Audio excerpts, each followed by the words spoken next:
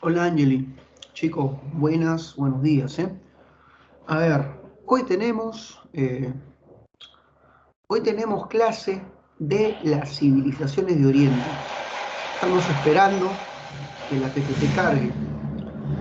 Disculparán el ruido, un carro está saliendo de la cochera, ya sale, ¿eh? Ya sale. Muy bien. A ver, sin más preámbulos, comienzo. Antes de empezar, por favor, verificarme si se escucha bien y si ven la PPT. ¿Visualizan la PPT, chicos? ¿Se escucha bien? Verifiquen eso para poder empezar, ¿eh? Así se escucha bien. Listo. Gracias.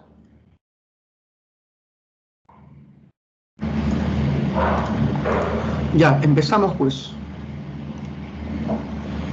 El día de hoy hablaremos de las civilizaciones de Oriente.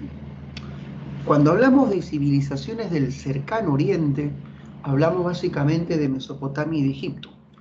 Cuando tú escuches civilizaciones del lejano Oriente, estamos hablando de la China y la India antigua. Todas las civilizaciones de Oriente comparten características comunes. Todas estas son llamadas civilizaciones de la antigüedad, porque pertenecen a la edad antigua. Y todas las civilizaciones antiguas comparten la esclavitud como modo de producción. Son civilizaciones esclavistas. Todas estas se van a desarrollar a orillas de grandes ríos. Mesopotamia, Egipto, India y China van a desarrollarse a orillas de grandes ríos y por eso son llamadas civilizaciones fluviales. Todas estas van a tener una agricultura tecnificada con canales de irrigación o van a construir acueductos, diques y diversas manifestaciones de ingeniería hidráulica para desarrollar una agricultura intensiva.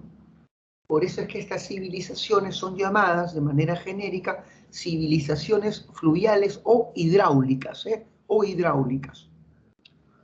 Una vez que hemos entendido esas cuatro características, civilizaciones antiguas, esclavistas, fluviales e hidráulicas, hablaremos de Mesopotamia.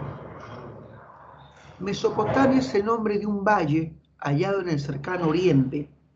Este valle coincide actualmente con los países de Irak y con el país de Siria. Actualmente Mesopotamia es Irak y Siria en el cercano oriente. Este valle está formado por dos ríos, el Éufrates y el Tigris. Mesopotamia es el escenario geográfico donde surgirán cuatro civilizaciones.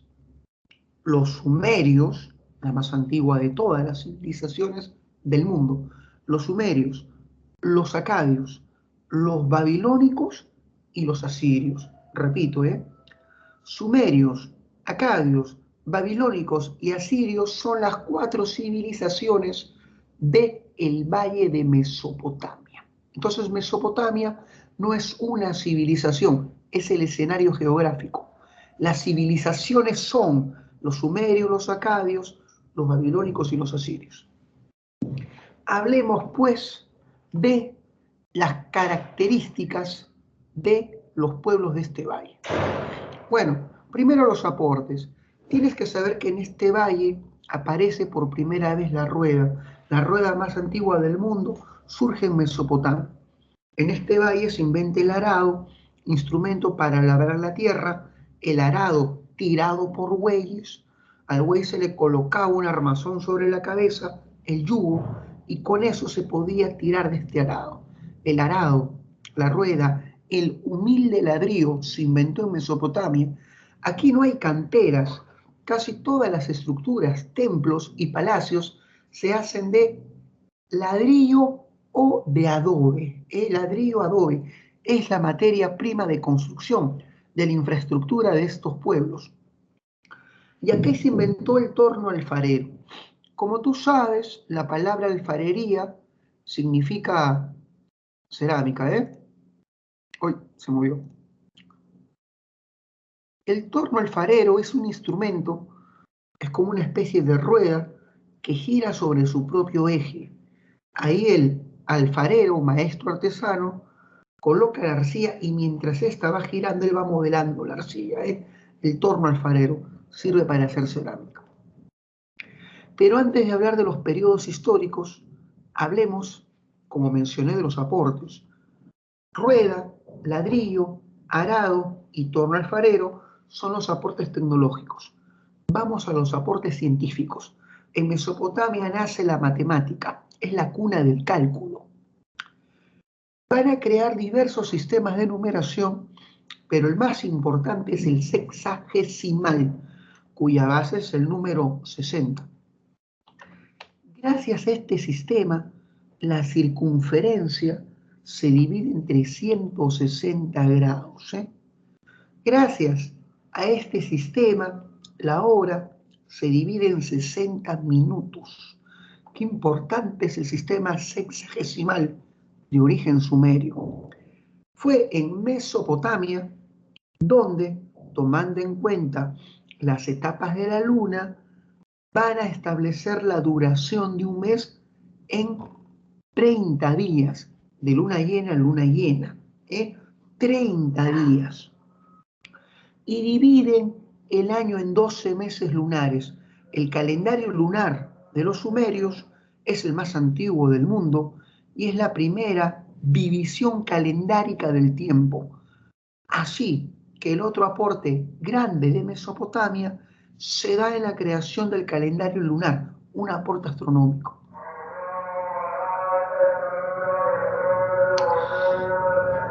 Disculparán eso, Disculparán eso.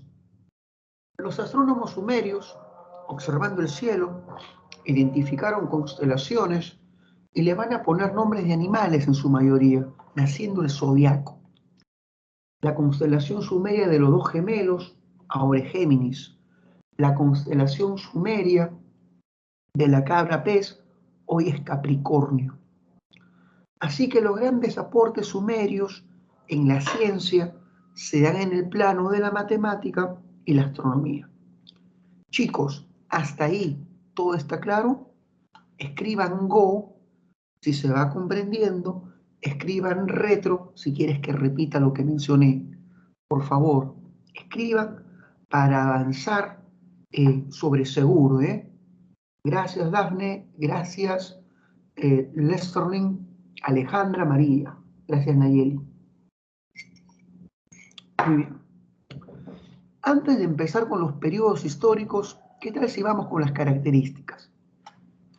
Los sumerios crearon un tipo de escritura que se realizaba sobre tablillas de arcilla y de barro fresco, la cuneiforme.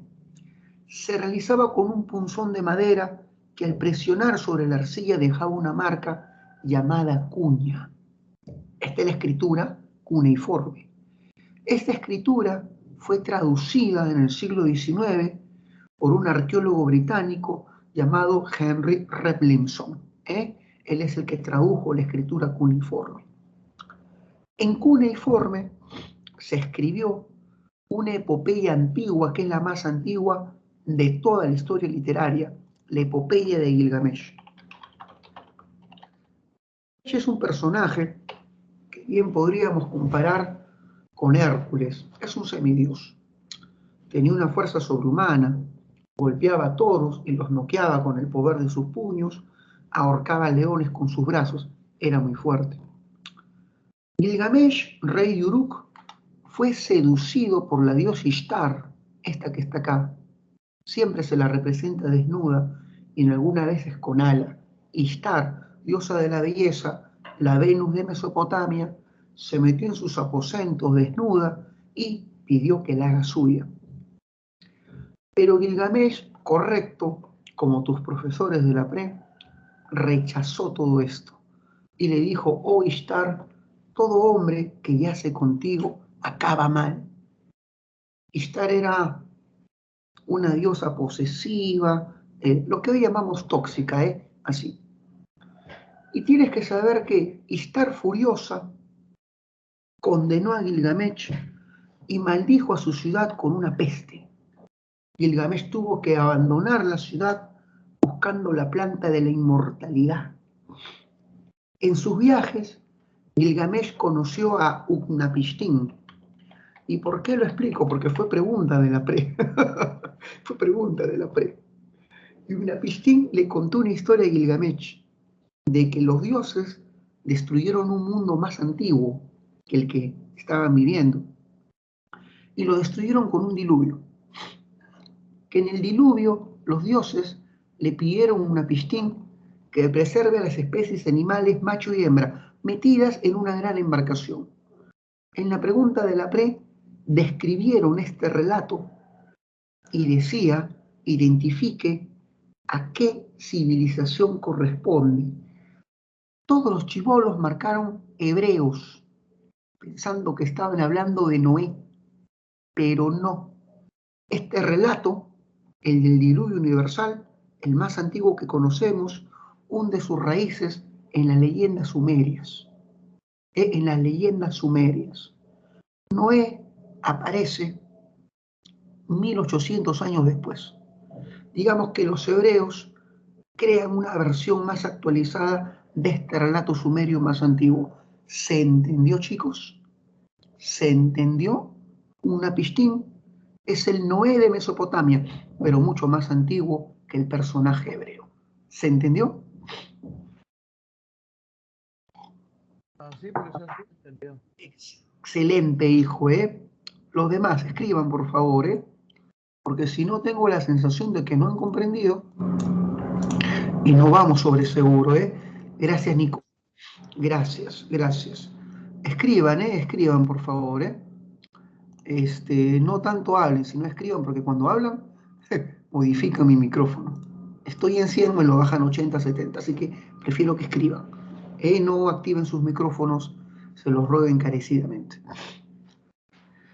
Tienes que saber que los sumerios, me salió un gallo, tienes que saber que los sumerios construyeron, no voy a ir, no todas las versiones, existen algunos relatos de la Biblia sustentados en tradiciones más antiguas, Yair, algunos, como toda cultura no es creadora de todo, toda cultura sienta sus tradiciones en pueblos más antiguos, es normal. La arquitectura. Los sumerios construyeron estructuras en ladrillo y arcilla. Y sus estructuras más representativas son unas torres escalonadas, una superposición de plataformas llamadas zigurats. Aquí están los zigurats. San Marcos preguntó, ¿qué funciones tiene?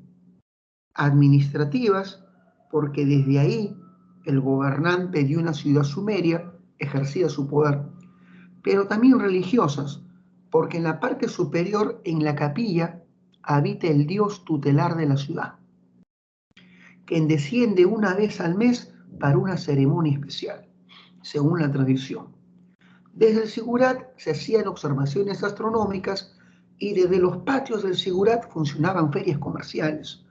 Así que el Sigurat tiene múltiples funciones, sobre todo la administrativa y la religiosa, pero es el corazón de una ciudad mesopotámica. Es el corazón de una ciudad de Mesopotamia. Ya entendimos lo que es el Sigurat, pasamos a la religión. Ya hablamos de Ishtar, la diosa de la belleza. Ahora hablaremos de Marduk. Marduk es el supremo dios de Mesopotamia. Él es el organizador del universo. Él trajo el orden tras destruir al dragón o serpiente maligna llamada Tiamat. Marduk mató a Tiamat y con las partes de su cuerpo organizó el cosmos. Dice que con la mandíbula creó la tierra y las montañas, con la parte superior creó los cielos. Él es el organizador. Ahí está Marduk. Siempre aparece armado y con un perro fiel y servidor. Estoy un poco constipado. Chicos, expliqué todas las características culturales, escritura, arquitectura, religión. Ahora paso al primer periodo histórico. Hablemos de los sumerios. Los sumerios son los primeros en toda la historia en organizarse en torno a un estado.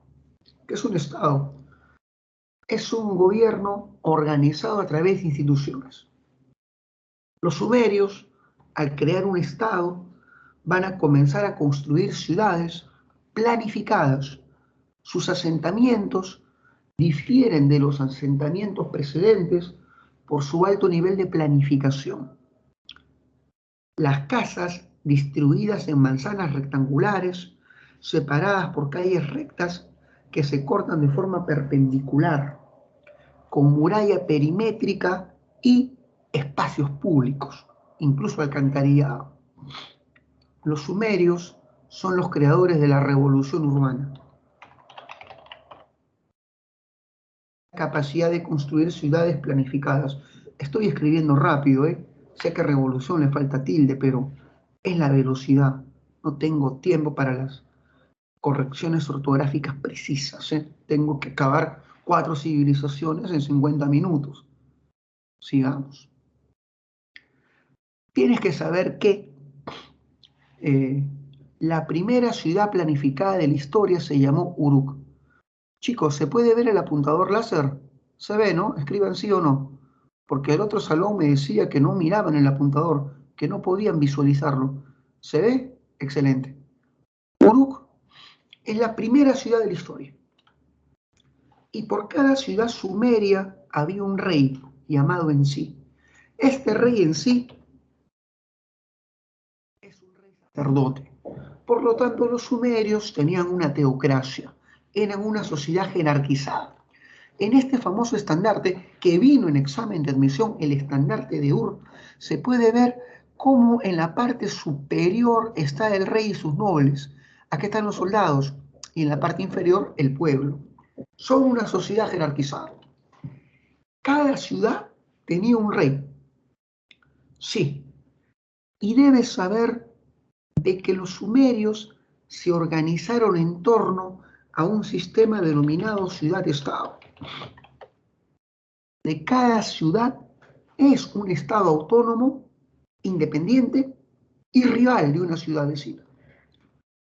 Esto quiere decir que los sumerios nunca integraron sus ciudades para formar un estado centralista. Nunca hubo un rey para todas las ciudades sumerias, sino que cada ciudad tenía un rey y cada ciudad era un estado independiente. Si habían 30 ciudades, habían 30 reyes. A la pregunta, ¿cuál es la capital de los sumerios? La respuesta es, no tenían pues, porque cada ciudad es un estado independiente. Los sumerios van a ser invadidos por un pueblo de origen árabe, los semitas. Los semitas son un pueblo que han alumbrado a muchas civilizaciones. Los semitas en Palestina son los judíos hebreos. Los semitas en el Líbano son los fenicios. Pero los semitas más antiguos son los semitas de Mesopotamia. Los semitas en Mesopotamia se llaman acadios. Y los acadios se establecieron en esta zona central. En la zona central, llamada territorio acadio o Akkad, los semitas construyeron una ciudad llamada Agade. Agade fue la capital de los acadios y su rey más representativo es este hombre que está aquí, Sargón I. Su historia es de la siguiente manera. Su madre es una sacerdotisa que terminó embarazada. Era un embarazo prohibido. La sacerdotisa ocultó su embarazo y a su bebé, Sargoncito, lo metió en una canasta y lo abandonó en un río, en el río Tigris. La canasta fue arrastrada y fue recogida por un ministro, el copero de la ciudad de Kish, quien no tenía hijos. Lo crió como suyo. Sargón lo reemplazó en el cargo de ministro, llegó a ser copero de Kish, y derrotó al gobernante legítimo, excelente Diego. Luego se convertirá en el hombre que conquistará a todas las ciudades sumerias. Muy bien, Jair. Su relato, el niño recogido de las aguas, será retomado por muchos pueblos. 1400 años después, aparece pues Moisés. Su relato hunde sus raíces en el relato de Sargón. Ahí está. Muy bien, Alan. Muy bien, Sebastián. Bueno, pues Sargón derrotó a todas las ciudades sumerias, sometió a todos los reyes en sí, que tenían la cabeza rapada. Los reyes sumerios tienen la cabeza rapada. Fueron ciudad por ciudad derrotando a todos los reyes pelados. Les dio en su pelada a cada uno, Y después unificó todas las ciudades sumerias bajo un gobierno central. Fue en ese momento que los acadios, al invadir ciudades sumerias y anexarlas e integrarlas bajo un gobierno centralista, se convierten en un imperio. Surge el imperio acadio. Muy bien, Diego, Muy bien, Diego. Pero este imperio llega a su fin con la invasión de los gutis. Sí, hubo un pueblo llamado los gutis o gutitas. Tú ya sabes quién es Guti. Eso es cultura general. El hombre que engañó a Melisa Loza con Milet Figueroa y que dijo ante cámaras, no fue infiel. Un suceso famoso de nuestra farándula. Muy bien. Y luego maltrató a Alejandra Baigorria y terminó siendo un abusado. Cultura general, Muy bien. Y tienes que saber que los gutis atacaron el imperio acadio y lo destruyeron. Destruido el imperio acadio, una ciudad emergerá para convertirse en una potencia, Babilonia. Sin duda alguna, la reina de las ciudades de Mesopotamia. Babilonia fue reconstruida por los amorreos. Y serán los amorreos los que conviertan a esta ciudad en un imperio. Babilonia tuvo muchos reyes amorreos, pero ningún rey más representativo que Hammurabi. En síntesis, para acelerar las cosas, porque tenemos poco tiempo, Hammurabi impulsa la segunda unificación. Si Sargón, el acadio, hace la primera, Hammurabi impulsa la segunda unificación. Después de unir a todas las ciudades, estado, e integrarlas por segunda vez, creó un sistema de leyes, recopiló las leyes de cada ciudad para crear la más famosa de las recopilaciones. Hammurabi no creó el código de leyes más antiguo. El código de leyes más antiguo es de la etapa sumeria. ¿Cómo pasamos, dice Alejandra, del imperio acadio al imperio babilónico? Los acadios son destruidos por los gutis. Una ciudad acadia llamada Babilonia fue reconstruida por otro pueblo de origen árabe, los amorreos, y los amorreos dieron origen al primer imperio babilónico. ¿Se entendió, Alejandra? Gracias por tu pregunta, Pero ¿se entendió, hija? Por favor, verifica. Gracias por tu pregunta, Muy bien. Me permitió colocar énfasis en otro elemento. Bueno, pues, este imperio babilónico crea la más famosa recopilación de leyes, el Código de Hammurabi. Este código está grabado en una estela de basalto de color negro.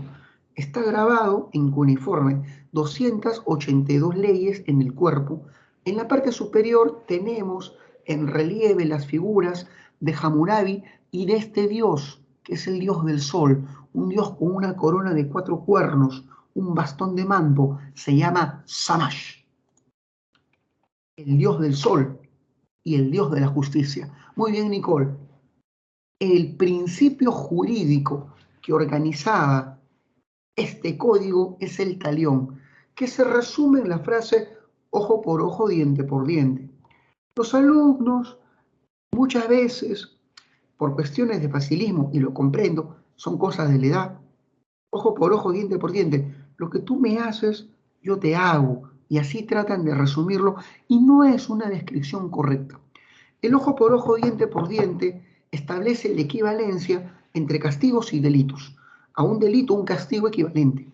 Los delitos siempre deben ser castigados si son cometidos contra un hombre libre o contra el Estado. No se aplica el talión en los siervos ni esclavos. Voy a poner un ejemplo. ¿Qué alumno, por favor, quién levanta la mano y dice yo para el primer ejemplo? Vamos a poner un ejemplo de la vida real. ¿Qué alumno dijo yo para el primer ejemplo? Levanta la mano, dijo, y colabora. Vamos, vamos, sin miedo al éxito, Gracias, Diego. Diego es un esclavo. La próxima no se van a querer prestar de ejemplo. Diego es un esclavo. Y yo, por supuesto, soy un noble, obviamente. Y adivina qué, Diego me ofendió y yo molesto. Bueno, ya vayan conociéndome. Y yo molesto, agarro un cuchillo y a Diego le vacío un ojo. ¿Tú crees que Diego puede pedir ante un juez en su condición de esclavo que a mí se me aplique el talión? Jamás. Él es un esclavo. Yo soy un noble. O sea, hello, ubícate. ¿Sí? Muy bien. Adivina qué. Pero Jair es el amo de Diego. Y Jair me denuncia ante un juez porque acabo de lisiar a su esclavo. Y Jair le pide a un juez que me aplique el talión. ¿Y qué dice el talión? Si tú lastimas al esclavo de otro individuo, deberás pagarle al amo la mitad del precio del esclavo. ¿Se entendió? El talión no es en absoluto un código igualitario. Es un código que toma en cuenta las categorías jurídicas. Es un código de carácter jerárquico. ¿Se entendió, chicos? ¿Se entendió? No, ni la mitad del ojo, Diego. Muy bien. ¿Qué se hace con un violador? No es decir, ojo por ojo, lo violan. ¿Quién va a querer hacer eso? Por Dios, Lo destierran, lo destierran. Se matan de risa. Lo destierran, lo destierran. ¿Qué se hace con una tramposa? Se la lapida, se la mata a punta de rocones. ¿Cómo que no, cómo que no sé? ¿Cómo que no sabes qué hacer con un ultrajador? Se lo bota, amiga María. Y con una tramposa se la lapida. Se la lapida. Me ha dado risa, María.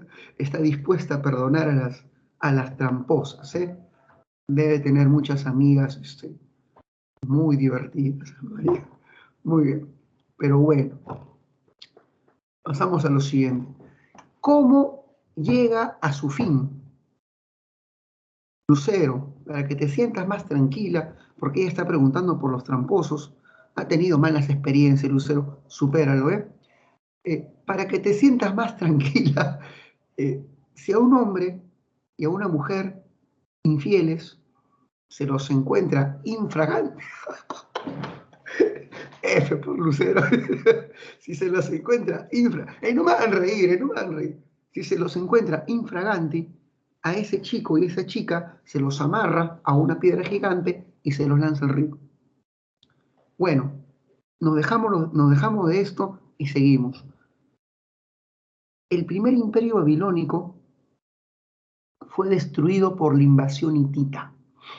Recordamos que los hititas son los primeros en forjar armas de hierro, son los creadores de los carros de guerra.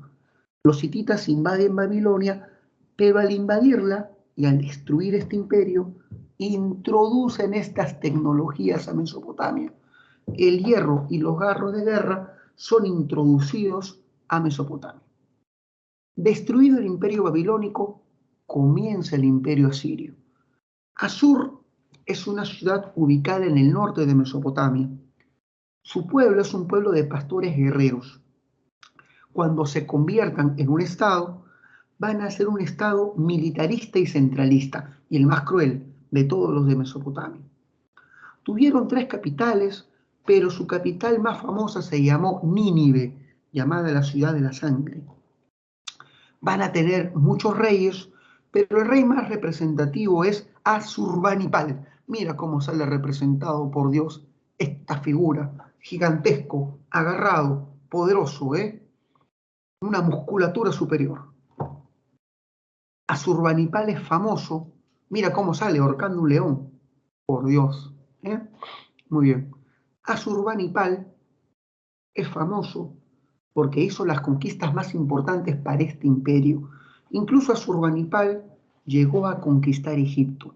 Cuando Egipto estaba en crisis, él aprovechó esta coyuntura, invadió el país de los faraones y él destruyó la capital de Egipto, sí, destruyó Tebas, la capital faraónica, llevando al imperio asirio a su máxima expansión.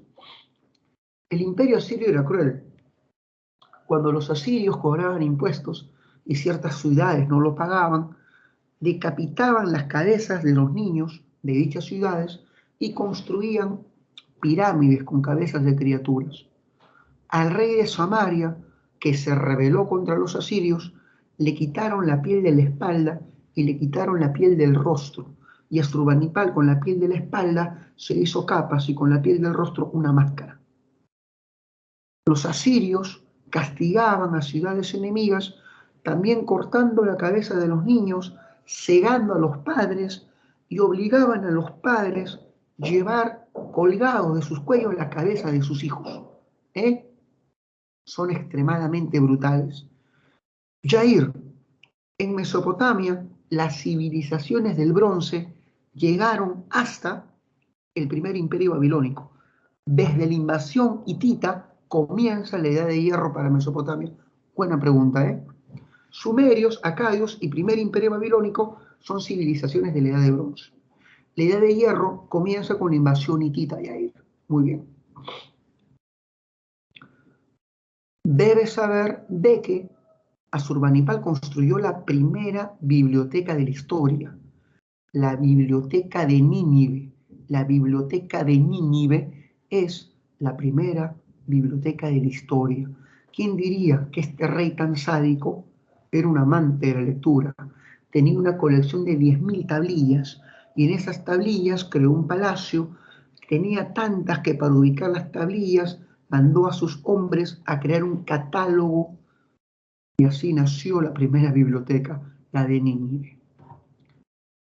Pasamos al segundo imperio babilónico. No estoy haciendo tan buen tiempo, debía acabar esto a las 10:45 exacto. Se acabó 10:45 exacto. Paso bien Egipto, pero creo que me emocioné contando cosas. Imperio babilónico. En ruinas, por supuesto, Joan, su biblioteca está en ruinas, ¿no? Se ha rescatado las tablillas. El imperio asirio desapareció por el ataque de dos reinos emergentes. Babilonia se ha recuperado, está subordinada al poder asirio, pero quiere liberarse.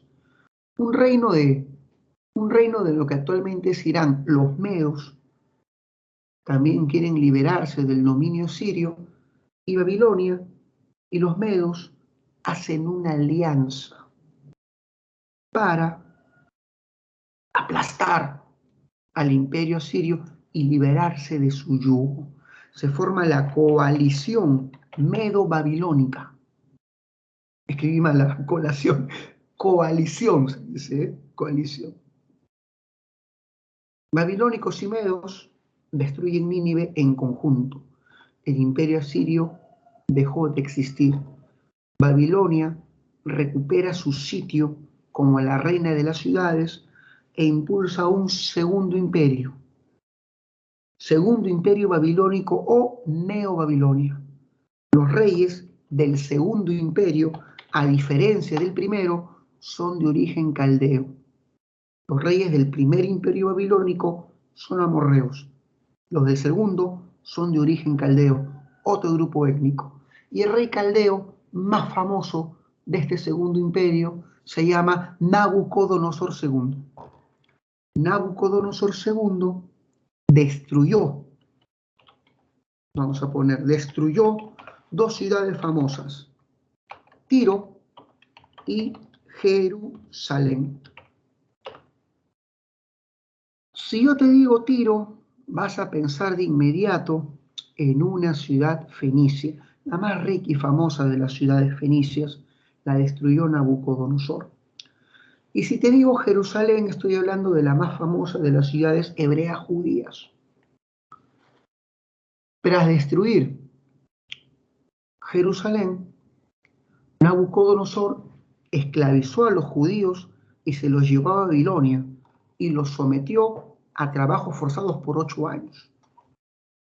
Los judíos fueron obligados a construir todo esto. Mira este templo construida por la mano de obra judía esclavizada.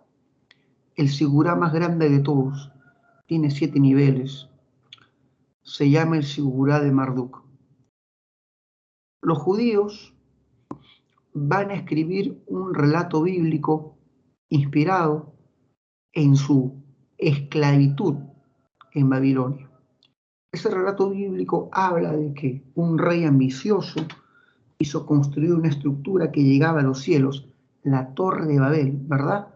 Este relato bíblico está inspirada en la esclavitud hebrea en Babilonia y la estructura histórica que inspiró esta leyenda fue el sigurá de Marduk, el sigurá de Babilonia. ¿Se entendió, chicos? Escriban Go o escriban retro, por favor. ¿Se entendió, chicos? Excelente, Pedro. Excelente. Muy bien. Nabucodonosor mandó a construir estos portales. Babilonia tenía 7 puertas, pero la puerta más grande, la puerta procesional, es la portada de Ishtar, hecha con bello ladrillo esmaltado de color azul. Es la portada donde se hacían procesiones en honor a la diosa de la belleza. Las sacerdotisas de Ishtar debían ser extremadamente hermosas. Piensa que en tu barrio escogen a las 3 chicas más hermosas para ser sacerdotisas de Ishtar, venezolanas sobre todo se escogería. Muy bien. Una vez que hemos entendido esto, ahora pasamos a una leyenda. Dice que Nabucodonosor tenía una esposa que le pidió encarecidamente que le construya un sistema de jardines. Pero Nabucodonosor le dijo que no porque estaba en guerra. Y cuenta que la mujer lo abandona. Nabucodonosor amaba tanto a su esposa que para hacerla regresar construyó un monumento gigante del amor, los jardines colgantes, que están en la lista de las 7 maravillas del mundo antiguo. Los arqueólogos han buscado estos jardines, es decir, sus restos materiales. No han encontrado nada. Todo parece indicar que esta estructura, los jardines colgantes, realmente no existió. Podría ser más bien un relato legendario. ¿Eh? Está bien, yo prefiero que quede como un relato legendario, porque de ser cierta la leyenda, están peleando los gatos, porque de ser cierta la leyenda, Nabucodonosor sería un gran monarca, pero sometido a sus mujeres. Me cuesta aceptar que el hombre más fuerte de Oriente sea osito, pisado, como llanta, ¿no? Como muchos de ustedes. Muy bien. ¿Cómo acabó? Nicole se vacila. ¿Cómo acabó el segundo imperio babilónico? Es la verdad, hijo mío, es la verdad. Las chicas tienen los mecanismos para someter y manipular hasta el espíritu más fuerte. Muy bien. Listo. Sigamos. El mismo Napoleón lo dijo. Decía, la única manera de ganar una batalla contra las mujeres es huir del campo de batalla. Palabras del gran Napoleón. Muy bien. Alejandra hace una buena pregunta. ¿Cómo puede estar incluido en la lista de las 7 maravillas del mundo antiguo? Esta lista fue hecha por un sabio griego, quien comenzó a escuchar diversos relatos, y en base a esos relatos creó esta lista. Pero no es que este sabio griego haya visto estos jardines y haya visto todas estas estructuras, sino que en base a estos relatos de estructuras impresionantes creó esta lista, pero no verificó la existencia de todas. Por eso, Alejandra. Finalmente, ¿cómo desapareció el primer imperio babilónico? Imbuido, destruido por el imperio persa. Serán los persas los que absorban este segundo imperio babilónico. Así acaba la historia de los estados autónomos de Mesopotamia, absorbidos por los persas. Acabé. Me demoré un minuto más, Voy a tener que ajustar ese minuto con Egipto. A ver, chicos, hasta ahí todo claro, ¿no?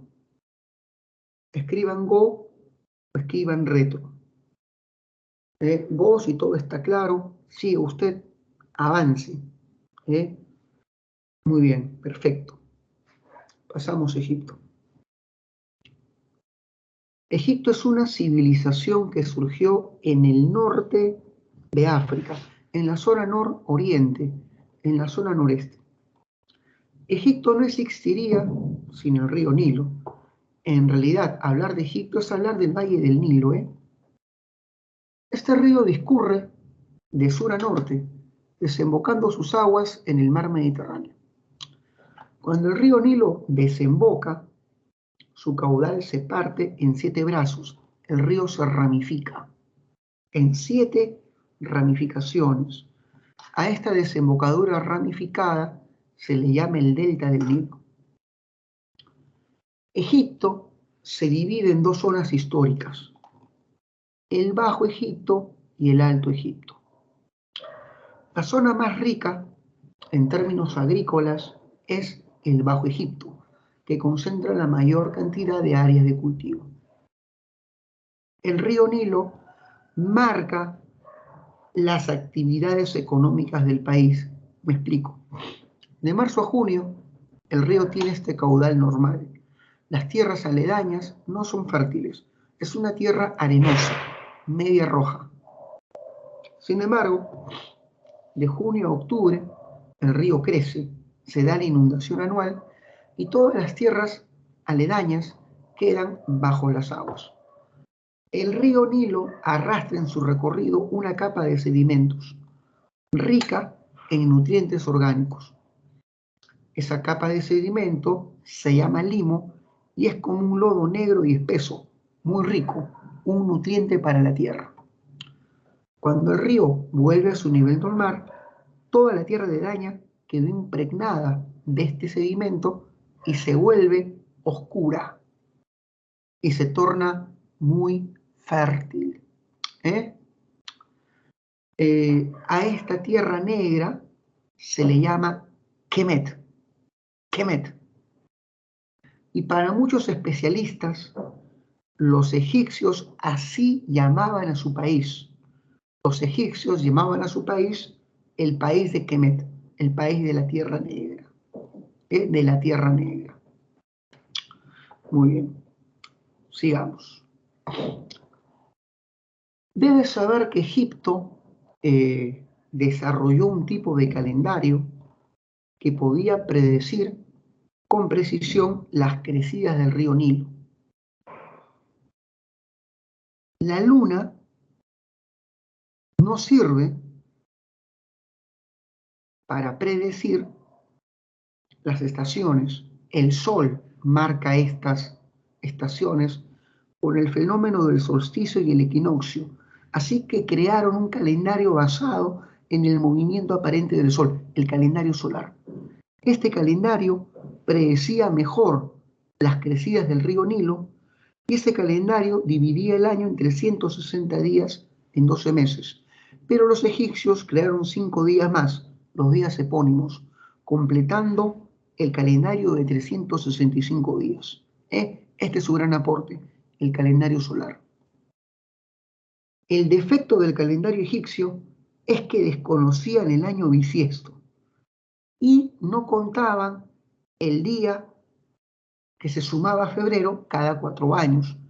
Este defecto los hizo perder un día cada 4 años y esto se hizo acumulativo. Acumulativo. Se perdía 10 días cada 40 y así habían desbalances.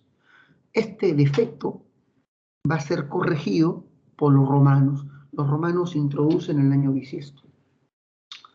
Otro aporte de Egipto es la geometría. La geometría surgió en el delta del Nilo para calcular áreas de terreno agrícola. Áreas rectangulares, triangulares, circulares. Para calcular las áreas circulares, los egipcios tuvieron que calcular una variante, el pi. Sí, en Egipto nace el más antiguo cálculo del pi, 3.15 para ellos. Dije el más antiguo, no el más preciso. La geometría fue su área en la matemática más desarrollada. En Egipto, la medicina fue su práctica científica más especializada. No había un médico general en Egipto, no. Los médicos se especializaban en un área del cuerpo. La medicina se enseñaba en centros educativos controlados por el Estado. Se acostumbraron a momificar muertos y se acostumbraron a la anatomía humana escribiendo los primeros tratados médicos. El tratado del corazón, el papiro Evers, o el tratado ginecológico, el papiro de Cacún, pero comenzaron a escribir tratados recetarios con las propiedades de distintas plantas. A esto se le llama la farmacopea, recetarios para crear droguería, ungüentos, medicina. Incluso se cree que cuando la gente trabajaba para el Estado en obras públicas, o sea, trabajabas construyendo una pirámide, si te enfermabas, gratuitamente el Estado te daba una especie de cobertura de salud. Sí, hoy en día los especialistas creen que en Egipto hubo un seguro social. Impresionante, impresionante, Dios mío. Y de hecho, más eficiente que salud. Cualquier cosa es más eficiente que salud y menos corrupto. Muy bien. Y se especializaron en la traumatología. Intervención de cataratas, circuncisiones e incluso la cesárea. La cesárea. Entonces la medicina fue su ciencia más avanzada. Chicos, hasta ahí, ¿todo claro? Te pregunto. Vamos, hasta ahí, ¿todo claro? ¿Go o retro? Todo claro. Muy bien. Antes de avanzar con los periodos históricos, yo suelo adelantarme y explicar las características. Antes de avanzar con los periodos históricos, las características. En Egipto coexistieron 3 tipos de escritura. Bueno, en realidad utilizaron 4. El primer tipo de escritura fue la jeroglífica. Estos grabados sagrados se utilizaban para escribir textos religiosos y por su belleza para decorar tumbas y sarcófagos. El problema de los jeroglíficos es que esta escritura, dominada por los sacerdotes, eran grabados muy bellos y de difícil realización. Una escritura fluida es difícil con jeroglíficos, así que los jeroglíficos fueron simplificados en grabados más sencillos, el hierático. Una escritura con fines más administrativos y burocráticos, para hacer presupuesto, balances, estadística. A finales de su historia, durante el periodo saíta, surgió otro tipo de escritura, la demótica, utilizada más con fines comerciales. Los comerciantes utilizaron estos grabados, los más sencillos de todos, para registrar de manera rápida y eficiente sus transacciones. Cuando Egipto tenía que relacionarse con estados del cercano oriente asiático, como los hititas o los pueblos de Mesopotamia o los hebreos.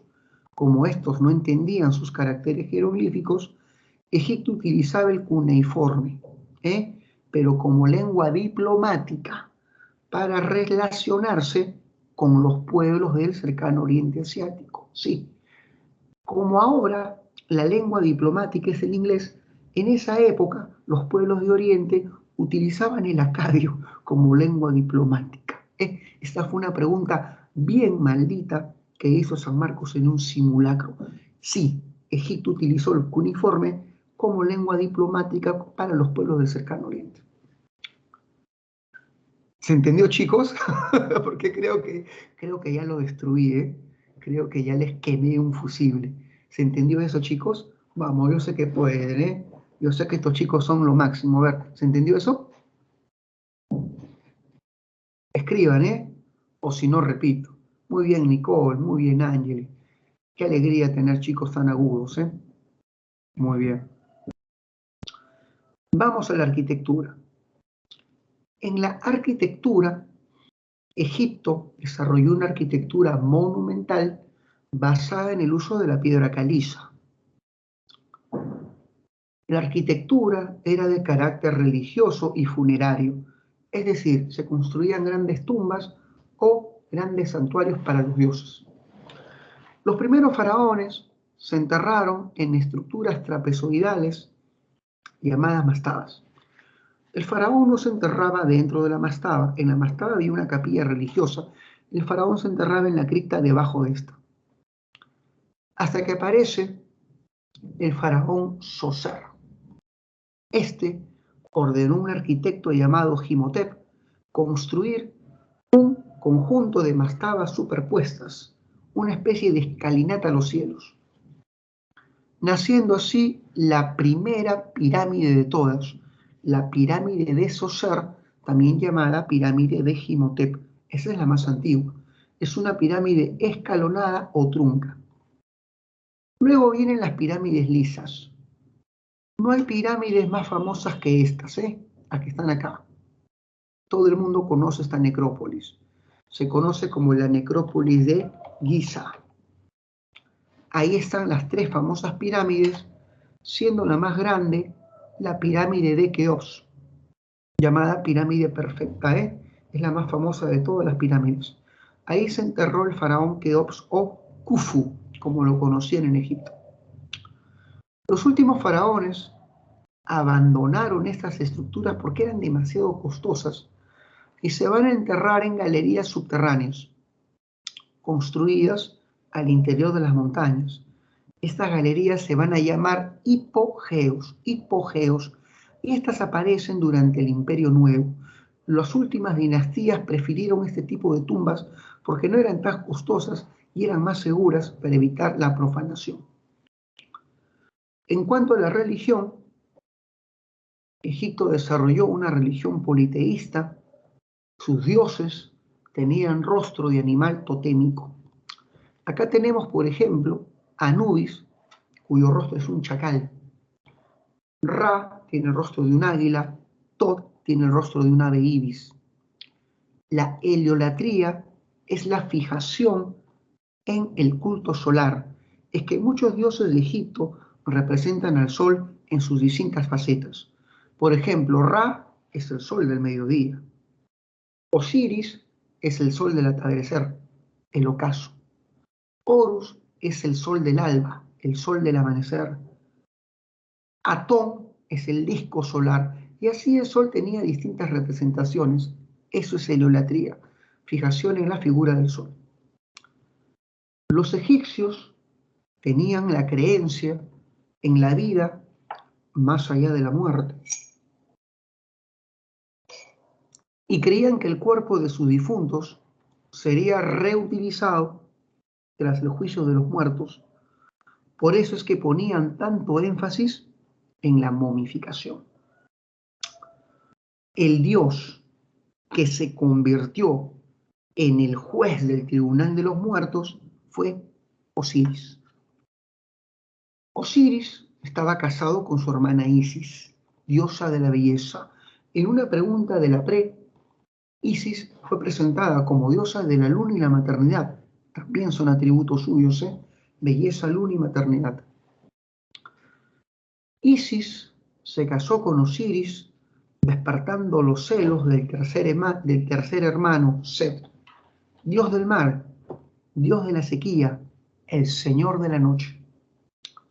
Set, lleno de furia, mató a Osiris y con su lanza lo descuartizó en 14 pedacitos que fueron lanzados al río Nilo. Isis llamó al chacal, aquí está, Anubis, dios de la momificación, el que embalsama cadáveres. Con ayuda de Anubis recuperaron 13 de las 14 partes de Osiris. Una parte fue devorada por los peces. Nunca pudo ser recuperada. Te creo. ¿Qué parte de Osiris nunca fue recuperada? Escriban, chicos, escriban. ¿Qué parte de Osiris nunca fue recuperada?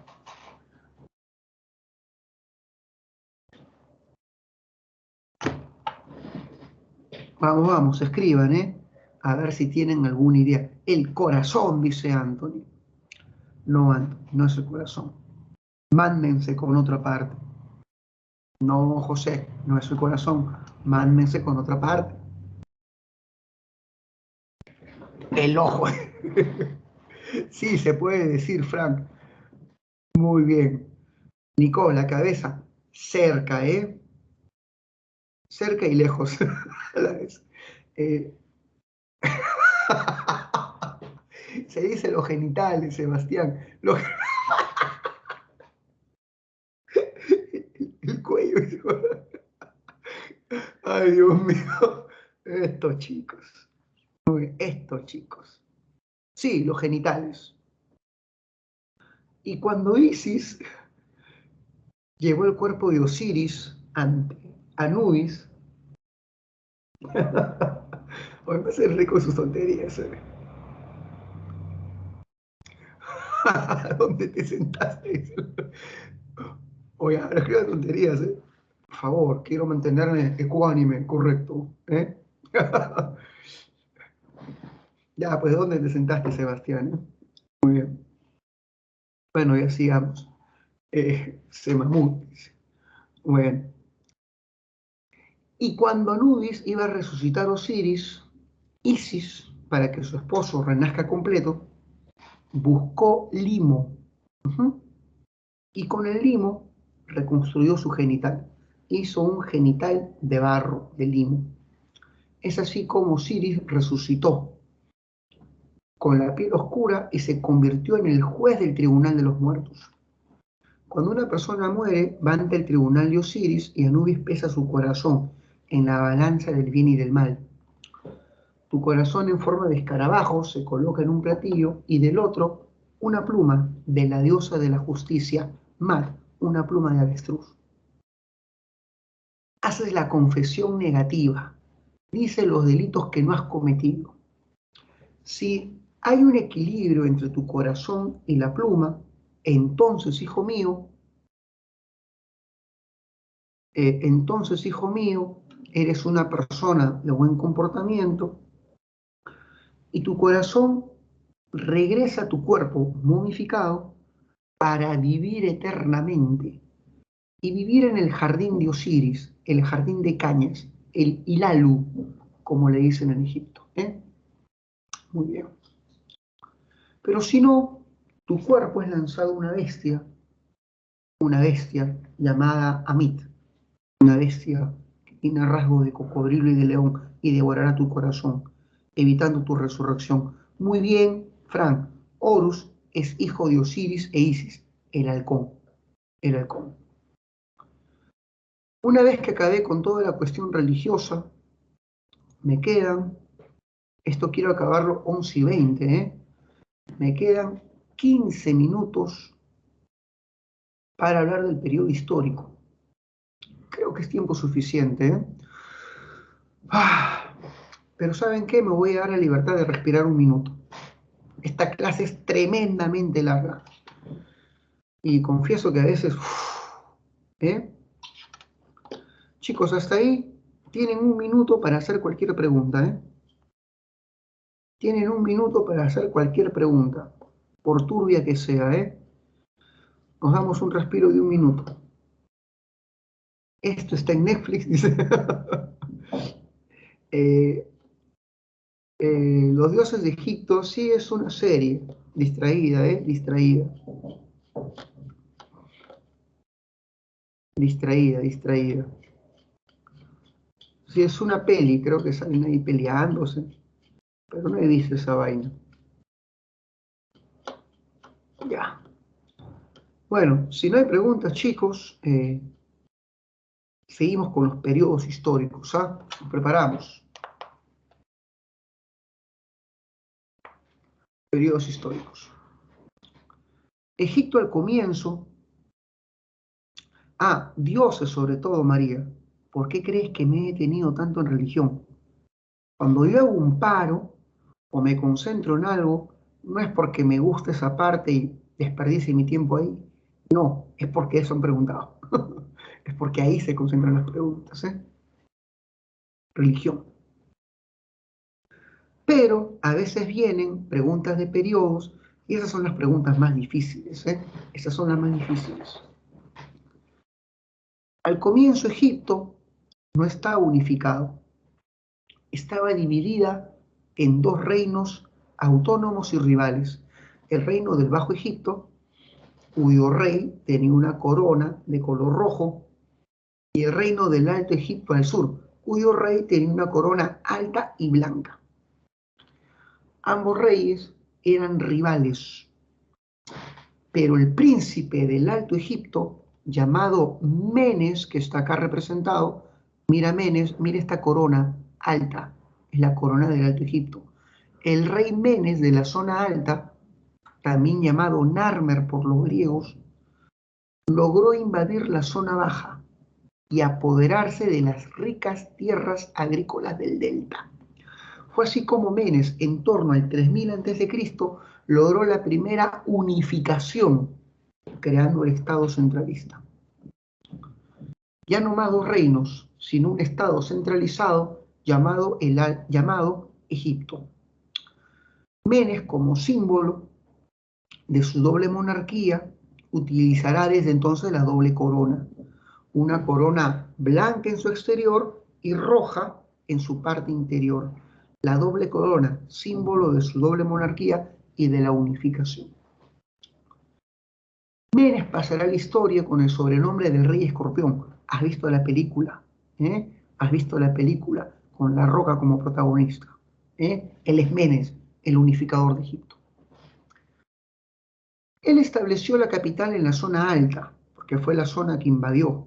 Él estableció la capital en Tinis. Y a este periodo, al periodo de la primera unificación, se le llama periodo tinita. Es el periodo de Menes, el primer faraón, el hombre que unificó el Alto y el Bajo Egipto a través de una campaña militar. Acá tenemos una paleta donde sale Menes sometiendo a sus enemigos y con una vara listo para asestarle un golpe. Pero con el tiempo, la capital se trasladó de la zona alta a la zona baja, porque la zona baja es la zona más productiva. La capital se trasladó de Tinis a Menfis, dando origen al periodo menfita. Este periodo, también llamado Imperio Antiguo, es el periodo donde surge la arquitectura monumental. Aparecen las grandes pirámides, las mastabas, la gran esfinge. Una pregunta de examen que para mí fue la más difícil que hizo San Marcos con respecto a este periodo fue sobre qué sistema económico rigió durante el Imperio Antiguo. Todos los chibolos marcaron esclavismo y se fueron de cara. En el Imperio Antiguo, Egipto no ha sometido a ningún pueblo para convertirlo en esclavos. Así que la mano de obra para toda su infraestructura estatal fue la de sus propias comunidades, a través de la tributación de servicios. En el Imperio Antiguo fue la tributación de servicios la base económica del Egipto antiguo, no el esclavismo. El esclavismo surge durante el Imperio Medio, cuando Egipto sometió a los nubianos, un pueblo africano del actual Sudán, y a ellos sí los convirtió en esclavos. Así que durante el Imperio Antiguo no hay esclavismo propiamente dicho, hay tributación de servicios de las propias comunidades tributarias. Bueno, pues se construyen las grandes pirámides con la tributación de la propia población, pero las pirámides eran demasiado costosas. Crear la pirámide de Keops solamente demoró 20 años, generando una crisis y un descontento generalizado. Se le sumó a esto una crisis agrícola y el poder del faraón entró en desprestigio. ¿Qué dijeron todos los gobernantes de provincia, los nomarcas? El faraón es un tirano. Se sublevaron contra él. Váquenlo. Pronto estas palabras también ya están ebulliendo en nuestro medio. Fuera el faraón. Y los nomarcas y gobernantes de provincia se sublevaron, haciendo que desaparezca el primer imperio. Desapareció el gobierno central. A este periodo de fragmentación política y desaparición del gobierno central se le llama en Egipto intermedios. Este es el primer intermedio. Se parece a lo de Historia del Perú. En Historia del Perú, ¿te acuerdas de la periodificación de John Rowe? Que es un intermedio, un periodo de fragmentación política y cultural. ¿Se acuerdan? ¿Se acuerdan? Los Andes se dividen en estados regionales. ¿Se acuerdan? Algo similar. En los intermedios egipcios desaparece el gobierno central y Egipto se fragmenta políticamente. El primer intermedio, desaparece el gobierno central y Egipto se divide en gobiernos regionales dirigidos por un nomarca, el gobernante de una región. Chicos, ¿se entendió hasta ahí? Vamos. Quiero acabar 11:20, Escriban go si se entendió. Retro si hay que repetir. Gracias. Egipto está fragmentada, pero hay una ciudad que comienza a tener preeminencia, Tebas. El rey de Tebas se llama Mentuhotep. Mentuhotep II, rey de Tebas. Y Mentuhotep logró someter a todas las ciudades del valle, impulsando la segunda unificación. Él restablecerá el poder faraónico. Mentuhotep crea el segundo imperio egipcio, el llamado Imperio Medio, o Imperio Tebano, porque el poder se ejercía desde Tebas. El dios de Tebas era un dios que tenía la cabeza de un carnero, Amón. Amón se convierte en el nuevo dios nacional y en el dios más prestigioso de Egipto, superando el culto a Ra. Tenía más de 60.000 sacerdotes a su servicio. El culto más extendido de Egipto es el culto al dios Amón. Y para Amón se construyeron los templos de Karnak. Karnak es el templo de Amón, por ejemplo. Sin embargo, Egipto recibió migrantes de procedencia asiática. Todos estos pueblos que venían de Asia, de origen cananeo, sirio, gente del Líbano, gente de Palestina, toda esta gente migró masivamente a Egipto por la prosperidad del país y por la pobreza de sus territorios. Eran como los venezolanos del mundo antiguo, los Ixos. Llegaron masivamente estos pueblos y se establecieron en el delta del Nilo. Y una vez que fueron una cantidad enorme, se sublevaron contra el Estado faraónico. Así como la semana pasada los venezolanos se sublevaron contra los fiscalizadores de Gamarra y se agarraron a piedrones, ¿sí? De igual manera los Ixos se sublevaron contra las autoridades del Estado faraónico, las expulsaron y tomaron el control del delta, fragmentando una vez más a este país. Este es el segundo intermedio. Egipto se fragmentó una vez más y desaparece el gobierno centralista porque los Ixos, los pueblos de procedencia asiática, se apoderan del delta. ¿Por qué los Ixos votaron a los egipcios? Tenían armas más avanzadas. armas de hierro y caballos de guerra, la tecnología de esta zona del mundo. Egipto tuvo que aprender a la dura a adoptar estas nuevas tecnologías. Finalmente llega un hombre que impulsará la tercera unificación, Amosis I. Amosis, después de una guerra de casi 40 años, expulsa a los hicsos y restablece la unidad del Alto y del Bajo Egipto. Amosis crea el tercer imperio o imperio nuevo, llamado también el imperio neotebano porque Amosis es de Tebas. Tebas restablece su hegemonía. Durante este periodo aparecen los faraones más famosos de Egipto: Tutmosis III, Amenosis IV, Tutankamón y Ramsés. Hablemos de Tutmosis III. Este faraón fue general casi toda su existencia. Fue un faraón militarizado. A través de 17 campañas militares, Tutmosis III invadió Siria, Palestina y el Líbano, llevando a Egipto a su máxima expansión. Casi todo su gobierno se la pasó con campañas militares. Se parece mucho al régimen de Napoleón en Occidente. Por eso ha sido llamado el Napoleón de Egipto, Tutmosis III, el más grande conquistador, el que expandió Egipto desde el delta hasta Siria. Amenosis IV ha sido llamado por muchos como el faraón hereje. Amenosis IV y su esposa Nefertiti iniciaron una reforma religiosa llamada la Reforma de Amarna.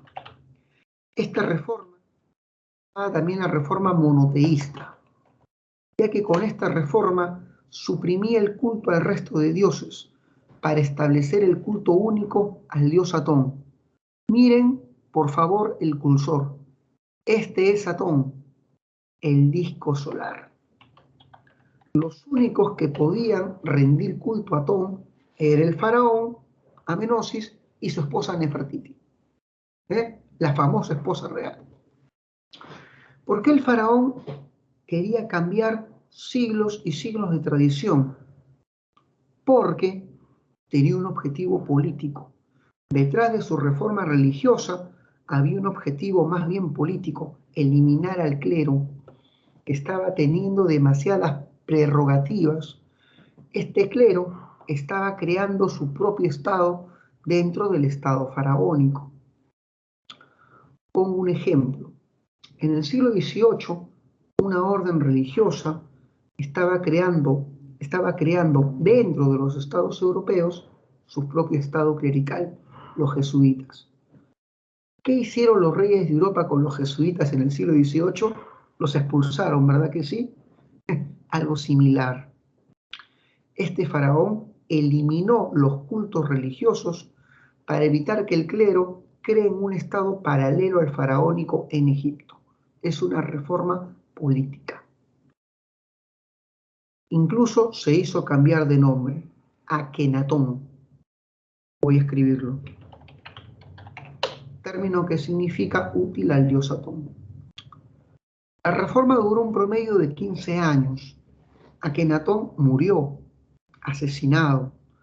Todo parece indicar que detrás de su asesinato estaba el clero de Amón, deseoso de recuperar sus prerrogativas.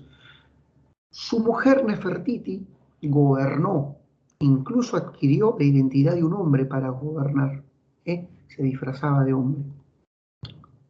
Pero también fue eliminada. Todo parece indicar que detrás de su desaparición está el clero. Y el clero se encargó de colocar a su hijo, Tutankamón, en el gobierno, de 8 años. Simplemente era un títere del clero.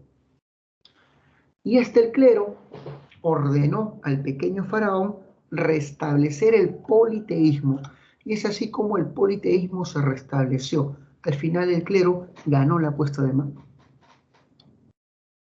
Ramsés II es tal vez uno de los faraones más famosos, conocido por su enfrentamiento contra los hititas. Ramsés II quería tomar el control de una plaza comercial llamada Kadesh, en Siria, y se enfrentó contra los hititas por el control de esta plaza, la batalla de Kadesh. Ramsés salió victorioso, pero sacrificó al 80% de su ejército. Con la parte restante no podía tomar la posesión de la plaza, ni mucho menos mantenerla. Muy bien. Sí, amigo Johan, Akenatón tenía múltiples enfermedades. Algunos creen, y es una teoría, de que este cuerpo medio ondulante es producto de sus malformaciones. Hay otra propuesta que sostiene que él impulsó una reforma plástica y estética, reproducir al faraón como forma andrógina, con elementos masculinos y femeninos. Sí, Antonio, es verdad. Pero eso es algo más anecdótico, más anecdótico que político. Bueno, Ramsés decidió retirarse a pesar de haber vencido a los hititas en Kadesh.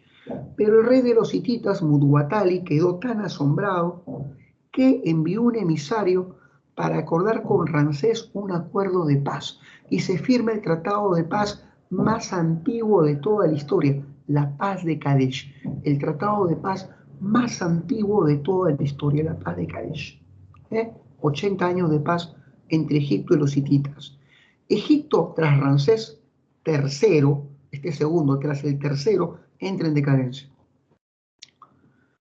Y en su etapa de decadencia será invadida por los asirios, por los persas, por los griegos y por los romanos. Los últimos faraones de Egipto fueron faraones de origen griego, eran faraones griegos.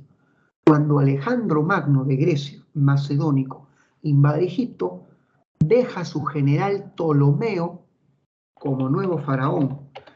Y la última dinastía de faraones son los ptolemaicos. La última reina de Egipto fue una reina griega llamada Cleopatra, la cual cayó ante un general romano llamado Octavio. Octavio se encarga de derrotar a Cleopatra, esta se suicida junto a sus amantes y este es el fin del Estado faraónico autónomo. Egipto se convierte en una provincia romana. Cleopatra fue amante de generales romanos, fue amante de César y amante de Marco Antonio. No, el tercer intermedio, Emilia, pone fin al imperio neotebano. El tercer intermedio pone fin al imperio neotebano. Fue el intermedio causada por la invasión asiria y Asurbanipal. De ahí viene un periodo, el último periodo de reemergencia del Estado faraónico, el imperio saíta. Y después del saíta viene la época tardía. Excelente, Emilia, excelente. Gracias por tu pregunta. Una pregunta que me permite explayar. Y bueno, pues, y Cleopatra de 18 añitos se convierte en amante de Julio César de 50, Esa Cleopatra es seguidora de Becky G. Le gustan mayores, estos que llaman señores. Muy bien. Y ahora sí, la India.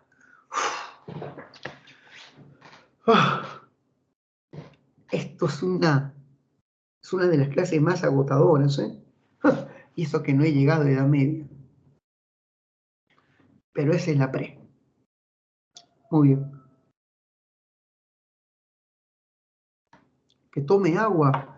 Ya me acabé el café. No te preocupes, Johan, voy a... Sí, muy bien. Al Loea, el periodo antiguo, también se le llama Menfita. Sí. Y el Tinita es el periodo arcaico. Comenzamos con la India, Tomo aire para la India. Es que, hijo mío, mi defecto es que me gusta hablar de todo y me gusta hablar un poquito más. Y por eso me falta un poco de tiempo. Pero eso sí, explico todo y esto un poquito de más. No me gusta lo básico. Detesto lo básico. Considero que eso es mediocridad. Así que, así termine cansado, vamos a dar un poquito más de plus. Con fuerza. Muy bien. Vamos a la India, La India es una civilización del lejano oriente. La India se desarrolló en la península del Indostán. Hay dos ríos famosos en la India, el río Indo y el río Ganges. Es en el río Indo donde surgió la civilización de la India. Aparece un pueblo que es considerada el que dio origen a la civilización de la India, el pueblo drávida. A la cultura creada por los drávidas se le llama cultura del Indo. Y los drávidas son los creadores de las primeras ciudades planificadas de la India. Y estas dos son las dos primeras ciudades. Mohenjo-Daro y Harappa son los primeros centros urbanos de la India, creada por los drávidas, la cultura del Indo. Tienes que saber de que estos drávidas van a ser invadidos por un pueblo que vino del norte. Los drávidas son hombres de nariz ancha y tez oscura. ¿Has visto tú Los Simpson? En Los Simpson hay un personaje llamado Apu. ¿Has visto? Apu es un buen ejemplo de un hombre de origen étnico dravídico, de tez oscura. Pero llegan los arios o indoeuropeos. Estos invaden la India, expulsan a los drávidas al sur, y estos hombres de tez blanca, incluso rubios, se apoderan del país introduciendo sus elementos culturales. Entre esos elementos introducidos está su lengua, el sánscrito. El sánscrito es la lengua introducida por los arios a la India. Los textos más antiguos de literatura y filosofía hindú están escritas en sánscrito. En sánscrito. Los arios van a introducir su sistema religioso, el hinduismo. El hinduismo es un sistema religioso donde existen miles de dioses, que miles, millones de dioses. Incluso hay un pequeño dios por cada clan familiar. Pero el dios más famoso del hinduismo se llama Brahma. Fíjate en Brahma, aquí está Brahma. Es un dios que tiene 4 caras, 4 brazos, y del cuerpo de Brahma emergen los grupos sociales de la India. Según la tradición, se llaman las castas. De la boca de Brahma surgen los brahmanes, que son los sacerdotes. De los brazos de Brahma surge la nobleza, que son los kshatriyas. De los muslos de Brahma surge el pueblo, campesinos y comerciantes, y de los pies de Brahma surgen los sudras, que son los siervos esclavos. Este sistema que justifica la jerarquía social a través de principios religiosos se llama el sistema de castas, famoso en la India, la base del hinduismo. Adivina qué. A ver, necesito a una chica y a un chico que digan yo para el siguiente ejemplo, Sin miedo al éxito, chicos. Por favor, ¿quién dijo yo? Nicole y Daniel. Hay mucha gente, Voy a agarrar a muchos entonces de ejemplo. Nicole es una kshatriya. No estoy diciendo que eres chiquita, Una kshatriya es que eres noble, Nicole. Eres noble. Y esta noble va a una fiesta. En esa fiesta conoce a Daniel. Daniel es un truán, es un estafador, es un comerciante que tiene ciertos recursos y ha comprado ropa de noble y se hace pasar por noble. En la fiesta conoce a Nicole y le dice, soy noble, pero no, Daniel es un balsia. Nicole es estafada y tiene un romance con este balsia. Y el producto del amor va a ser Leusterling. Leusterling, José, eres el hijo. Nicole siempre me pasa, dice. Ay, hija, ya me dio pena tu historia. Ya me dio pena tu historia, Dios mío. No te preocupes, hija, vas a conocer un buen chico en San Marcos, Por si acaso, varones, las chicas más guapas de San Marcos está en la Facultad de Turismo, por si acaso. Te voy a escribir en manual de supervivencia para el cachín. Sí, anotado, es excelente. Y chicas, los chicos más guapos de San Marcos están en historia. Digan que sí nomás, Muy bien. Sigamos. Se mata de risa. Muy bien. Sigamos. Bueno, ya. Ustedes digan que sí nomás, Esta info vale millones, Sebastián. Bueno, tienes que saber de que el producto del amor es Leusterling. Para la India, el que dos castas distintas tengan un retoño es algo vetado. Al producto de ese amor se lo excluye socialmente. Es considerada una abominación y se le llama Dalits. El nombre antiguo es paria. Surgen los parias. Separados y excluidos del sistema de castas, los parias se dedican a las actividades más indignas: limpiar establos, limpiar baños, trabajar con cadáveres de vacas, que en la India es algo indigno. Se entendió, los parias o dalits son los excluidos del sistema de casta y surgen de la combinación de castas, es algo que está prohibido. ¿Se entendió, hijo mío, con este ejemplo malicioso? ¿Se entendió? Gracias, Daniel, se ha comprendido. Sí, excelente, Nicole. Peor que el sutra es el dalit o paria, excluido, ni siquiera pertenece al sistema de castas. El hombre que cuestionó, el hombre que criticó este modelo, era un príncipe llamado Siddhartha Gautama, más conocido como Buda. Buda era un hombre que tenía una vida lujosa, era un kshatriya. Un día abandonó su palacio, fue a visitar los pueblos y se dio cuenta que la gente sufría por enfermedad, por pobreza y por vejez. Buda quiso comprender por qué los dioses nos destinaron a sufrir en el mundo y abandonó la vida cómoda y se fue a vivir en una seta, como una seta, muchas veces mendigando comida. Es curioso que los hombres más ricos se den cuenta que en la cima de la riqueza hay un vacío y abandonan esto para comprender el sentido de la vida. Es curioso que estos hombres ricos se lancen a esto. ¿Sí? Y tienes que saber de que Buda recibió la iluminación. Meditando bajo un fresno, entendió que la causa del sufrimiento es el deseo. Que el deseo te hace creer que la felicidad se obtiene con la consecución de una meta.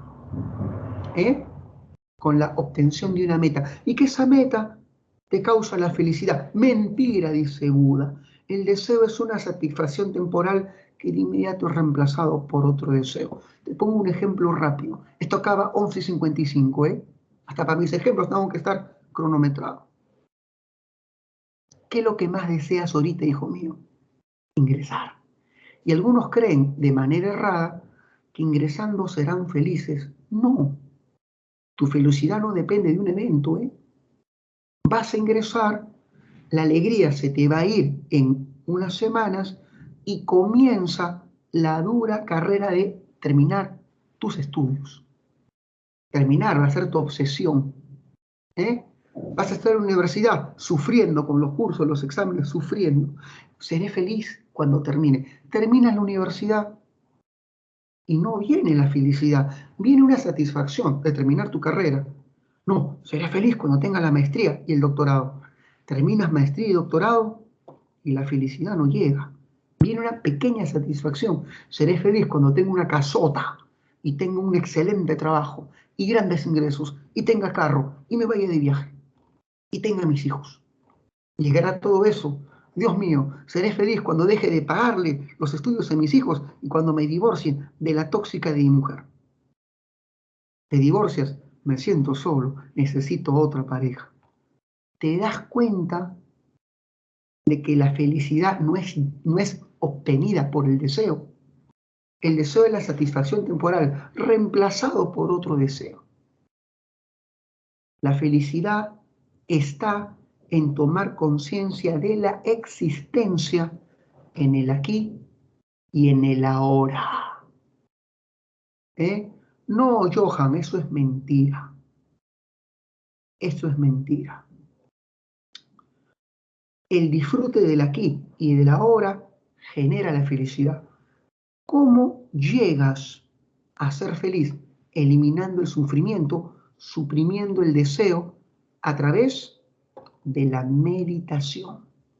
Exacto, Camila. Tu felicidad no depende de la obtención ni de pareja, ni de títulos, ni de logros materiales, ni de un montón de frivolidades. Tu felicidad se basa en el disfrute de la existencia en tus condiciones actuales. Cuando tú llegas a esta conciencia, ingresas en un estado de alma indiferente al sufrimiento, un estado del alma libre del sufrimiento, al cual se llama nirvana. Nirvana, que significa despertar, el alma libre del sufrimiento. Ahora voy a dedicarme estos minutos rápidamente a explicar otros elementos. Los matemáticos de la India son los creadores del cero posicional. Este cero, que no existía esta cifra en otras culturas, es famoso porque otorga valor a las cifras de acuerdo a su posición. De acuerdo a la posición del cero con respecto a una cifra, se incrementa el valor de esta. A la derecha se incrementa, a la izquierda se disminuye, naciendo el concepto de decimal. El mayor aporte de la matemática de la India es la creación del cero. La invención del ajedrez es otro gran aporte de estas culturas y el yoga como sistema de meditación. Los grandes templos budistas, donde se conservan los restos de Buda o de los iluminados en este sistema de creencias, se llaman stupas, se llaman stupas. Una vez que hemos acabado esto, pasamos simplemente a los periodos históricos. Ya te dije que la primera civilización de la India son los drávidas o cultura del Indo. Ellos son los responsables de la revolución urbana y construyen las ciudades más antiguas de esta civilización, Harappa y Mohenjo-Daro. Pero estos hombres de tez oscura van a ser invadidos por los arios o indoeuropeos, dando origen al periodo védico. La ventaja de estos pueblos es que contaban con armas de hierro y el uso del caballo con carros de guerra. Al invadir la India, se apoderan del norte, expulsando a los drávidas hacia el sur.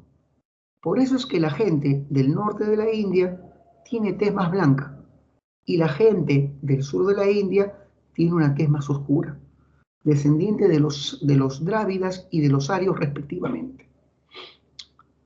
Durante esta época surge el sistema de castas, surge esta división justificada en principios religiosos. Durante el periodo brahmánico, el sistema de castas se consolidó, siendo los brahmanes o sacerdotes los que ejercían la hegemonía social. Fue en el periodo brahmánico que Siddhartha Gautama, Buda, cuestiona este sistema de orden y surge el budismo. En el periodo brahmánico, hijo mío, la India se fragmenta en 16 reinos, 16 reinos. Sin embargo, en el siguiente periodo, la India se unifica. Uno de esos 16 reinos, el reino de Magadha, es el más fuerte. Su rey, Chandragupta Maurya, logra someter al resto de reinos y unificar sobre todo el norte del país, surgiendo el primer imperio de la India. Chandragupta Maurya, del reino de Magadha, unifica el norte del país surgiendo el imperio Maurya, la primera unificación de la India. El nieto de Chandragupta se llamaba Ashoka, y Ashoka se dio cuenta del valor del budismo e impulsó que el budismo se convierta en el culto oficial, reemplazando al hinduismo. Para promover la expansión del budismo, Ashoka construyó una gran cantidad de estupas. Según las leyendas, construyó 80.000 estupas, pero son leyendas.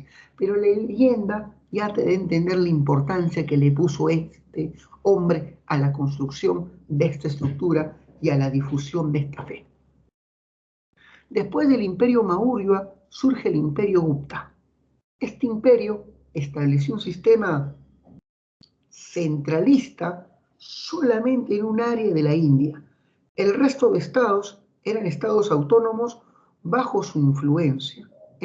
Por eso se habla de un gobierno descentralizado. No tuvo influencia en todo el país, pero tuvo influencia sobre otros estados, pero que mantuvieron cierto grado de autonomía. Así que hablamos de un gobierno no centralista, sino descentralizado. Durante esta época, la India desarrolló un fuerte intercambio comercial con la China. La India le vendía a los chinos especias y los chinos seda. Y a través del intercambio comercial, muchas ideas de la India se introdujeron en la China, sobre todo el budismo, sobre todo el budismo. Muy bien, chicos. Acabé con la India. Me quedan más o menos 15 para hablar de la China. Hasta ahí. ¿Todo claro, chicos? Pregunto, por favor. ¿Todo claro? Verifiquen, ¿O necesitan que refuerce algo? Verifiquen. Go o retro. Escriban. Gracias, Yoshi. Gracias, Alejandra. Seguimos entonces. China. China es un país del lejano oriente. En este país existen 2 ríos famosos. Hay muchos ríos, pero 2 son los sistemas fluviales más famosos. El Huanghe, el río amarillo, y el Yangtze, el río largo. Mal traducido como río azul. Río azul es una mala traducción. Gran río largo. En China surgieron diversas dinastías que van a dar origen a diversos aportes. En China aparece el papel, la brújula, la sericultura. La sericultura es el arte de hacer tejidos con seda, la porcelana, la imprenta xilográfica. La imprenta xilográfica es la imprenta de madera con tipos móviles de madera. Es la imprenta antigua. Los chinos hacían estampados sobre el papel para reproducir textos. Es la imprenta antigua. La pólvora, el sismoscopio, es un artefacto que te permite detectar movimientos telúricos que nuestros sentidos no pueden percibir. Es el precedente del actual sismógrafo, el artefacto que detecta los sismos y los traduce en la escala de Richter. Y la ballesta, que es por supuesto un artefacto que sirve para lanzar saetas, no flechas, sino saetas, un sistema de gatillos. Son inventos de la China. La escritura de la China es una escritura de tipo ideográfica, donde cada signo representa una idea. El material más antiguo de escritura en la China son los huesos, especialmente huesos de tortuga. Esos huesos eran llenos de preguntas, se colocaban un montón de preguntas dirigidas a los dioses. Luego los huesos eran quemados y leyendo la forma de las grietas y las zonas chamusqueadas, tú podías interpretar la respuesta de los dioses. Así que estos huesos eran utilizados en ceremonias de vaticinio del futuro, eran utilizados por sacerdotes oráculos. De ahí el nombre de estos huesos, los huesos oraculares, el primer material de escritura en China. En cuanto a la arquitectura, los chinos asimilaron el budismo y construyeron estos famosos palacios budistas de múltiples pisos, las llamadas pagodas, tan características por sus techos con el alero invertido, estos techos con sus alerones, esas puntas hacia arriba, tan característicos de la arquitectura china. La Gran Muralla es sin duda alguna el monumento arquitectónico más representativo de China. Se construyó en el norte para proteger a China de los pueblos de Mongolia, los bárbaros, los hunos, los mongoles, los manchús. Si tú has visto la serie animada Mulan de Disney, vas a ver a los hunos. Muy bien. Tienes que saber de que en China surgieron, esta es la última PPT, al final lo hice, y con tiempo de sobra, es increíble, demonios. Surgieron las 100 escuelas de pensamiento. Dentro de las 100 escuelas de pensamiento, las más famosas son la escuela confuciana de Confucio. Se le preguntó a una Miss Panamá quién fue Confucio. No sé si se acuerdan. Fue el chino japonés que inventó la confusión. Qué estupidez, ¿eh? Una chica de San Marcos tiene belleza y tiene inteligencia, jamás respondería así. Una sanmarquina respondería: Confucio es un filósofo moralista, ya que su filosofía gira en torno al correcto comportamiento, y reformador político chino, que surgió durante el periodo Zhou. Y Confucio propuso transformar la sociedad en base a la educación, propuso una reforma educativa y crear al hombre virtuoso. Confucio sostenía que los que debían gobernar debían ser los letrados chinos, los mandarines. Estos letrados o intelectuales deberían ser los que gobiernen las provincias, así que proponía una meritocracia intelectual, es decir, un gobierno por aquellos que tengan mérito intelectual, una meritocracia. Es el gran reformista chino. Por otro lado, Lao Tse es un filósofo y moralista chino que buscaba el sentido universal. Él escribió un libro llamado el Tao Te Ching, el libro del camino, el libro del sentido. Al sentido lo llamó Tao. Él decía: las estaciones se suceden de manera cíclica y ordenada. Ese orden que rige las estaciones es el Tao. Los seres vivos se rigen por un ciclo que se repite y ordenado: nacimiento, crecimiento, reproducción, vejez y muerte. Todos reproducen ese ciclo. Ese ciclo es el Tao. Todas las cosas están compuestas por opuestos y complementarios. Día y noche, lo masculino, lo femenino, la luz y las sombras. Esa oposición y complementariedad que ordena el universo es el Tao. Y lo expresó en el yin y el yang. Todo el mundo ha visto el diagrama Tai Chi que representa el yin y el yang, con estas fuerzas blancas y negras a la vez. Sí, oposición y complementariedad. ¡Qué bestia! Pasemos a los periodos históricos. Dinastía Xia. Según la historiografía y las leyendas chinas, el primer rey de China es Yu, el Grande, el constructor de canales, el que salvó a China de las grandes inundaciones construyendo un sistema de canales que demoró 13 años en su elaboración. Él prometió no tocar mujer alguna, ni ir a su casa, ni hacer con su esposa, hasta que termine la construcción de esta estructura. Se demoró 13 años. Mire ese nivel de compromiso y disciplina.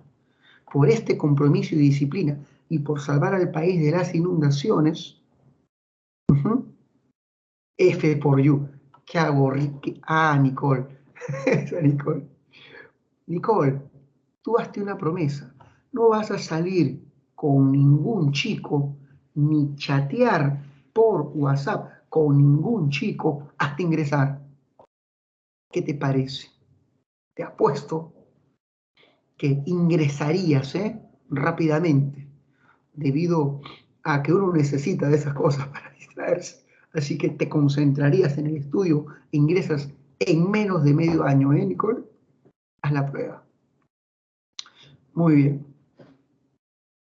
Misión imposible. Bueno, ya, sigamos, ¿eh?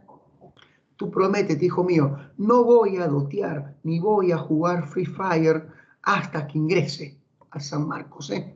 A ver cómo te apresuras en el ingreso. Bueno, sigamos.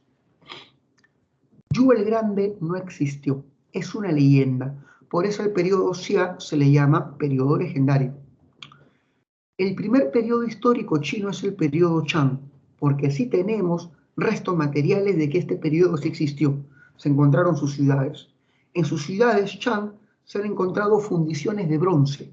Durante el periodo Chang se inició la fundición de bronce en chino para diversos materiales. Y en las tumbas de sus reyes se han encontrado los huesos oraculares con los grabados de escritura arcaica china. Por lo tanto, es el periodo de la escritura de la aleación del bronce y del esclavismo. ¿Eh? Sí, tutora, 11:55, acaba exactamente la clase, no se preocupe.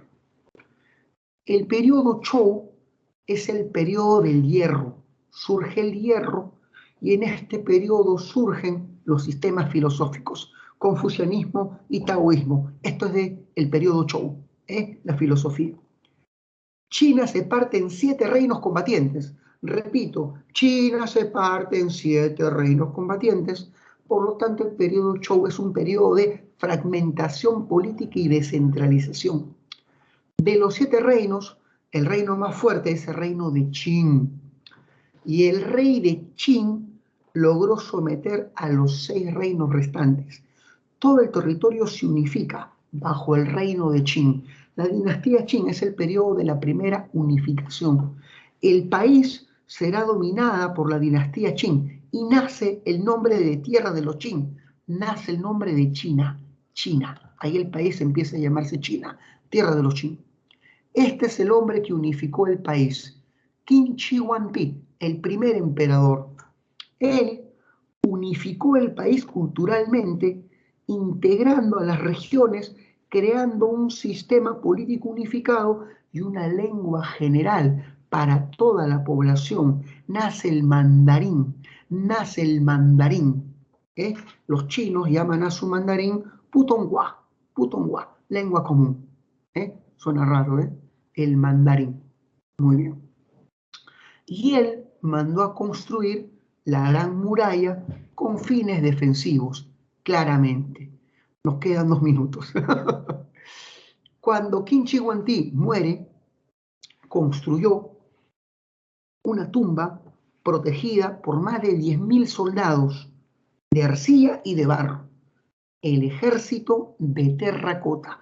Estos 10.000 soldados tienen todos rostros distintos, es impresionante, todos con rostros distintos, y eso que los chinos tienen la misma cara, todos son igualitos, tienen cara de plato, igualitos. Bueno, todos con rostros distintos. Shi Huangdi muere, comienza el periodo Han, y en el periodo Han surge la ruta de la seda. La China, gracias al comercio, entra en contacto con la India y el budismo ingresa a China. Si tenemos que hacer una comparación, el periodo Han o el periodo de la ruta de la seda en China coincidiría con el imperio Gupta de la India, relaciones comerciales entre ambos territorios. 11:54, dicto las claves. Todo está cronometrado en su último, hasta el último. La clave es 1D, 2D, 3D,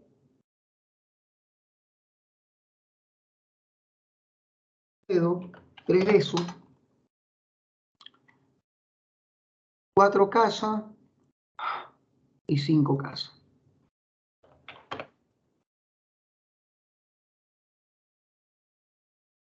Mis capturas de pantalla. Ya está, chicos. Se acabó la clase. Exactamente. Para el hora de recreo. ¿Se ha entendido todo, chicos? Chicos, ¿todo claro antes de irme? Pregunto. Chicos, ¿todo claro antes de irme? Ok. Gracias, No quiero quitarles ni un segundo de su recreo. Gracias por su atención. Nos vemos. Un abrazo para todos. Cuídense.